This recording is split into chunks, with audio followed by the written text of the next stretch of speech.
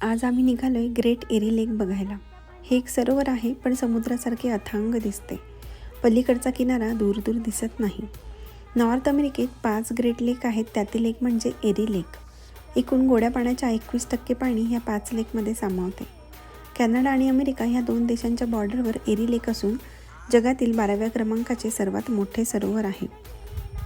तर तिथे आम्ही साधारण दुपारचे 4 वाजता पोहोचलो। मुले मात्र लगेच कामाला लागली, वाळूतून पुन्हा सरोवर बनवू लागली। मस्त पक्ष्यांचे थवे सर्व घरी जायला निघाले। तिथे खूप सारे बीच गेट आहेत, त्यातील आम्ही 8 नंबरच्या बीच गेटला गेलो। सुट्टीचा दिवस असल्याकारणाने तिथे बरीच गर्दी होती। आम्ही नंतर सनसेट बघण्यासाठी तिथे थांबलो। प्रत्येक सूर्यास्त हा नव्याने जगण्याची एक संधी देत असतो। हा सूर्यास्त मनाला शांत करून गेला। सूर्यास्त साधारण रात्रीचे 8:30 वाजता झाला।